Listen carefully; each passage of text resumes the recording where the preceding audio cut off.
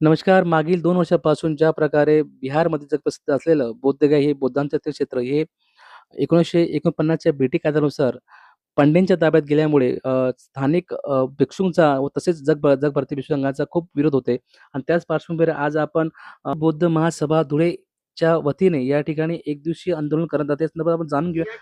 या ठिकाणी भगवान गौतम बुद्ध आणि डॉक्टर बाबासाहेब आंबेडकर ज्या भगवान बुद्धांना ज्या महाबोधी विहारामध्ये ज्ञान प्राप्त झालं ते महाबोधी विहार गेल्या काही वर्षांपासून पंड्यांच्या आणि जातीवाद्यांच्या ताब्यात आहेत. ते महाबोधी विहार मुक्त व्हावं आणि ते बौद्धांच्या ताब्यात मिळावं यासाठी गेल्या 2 वर्षापासून या भारतीय बौद्ध महासभेच्या वतीने आणि पूर्ण भिक्खू संघांच्या वतीने भारतभर नव्हे तर देशाभर विदेशाभर महाराष्ट्रभर आंदोलनं चालू आहेत.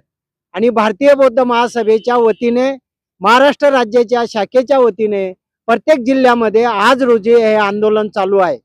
महाबोधी बुद्ध विहार मुक्त व्हावं यासाठी हे आंदोलन भारतीय बौद्ध महासभेच्या वतीने बिहार येथील जे महाबोधी विहार आहे तिथं 6 महिन्यापासून धरणे आंदोलन चालू आहेत कंटिन्यूज.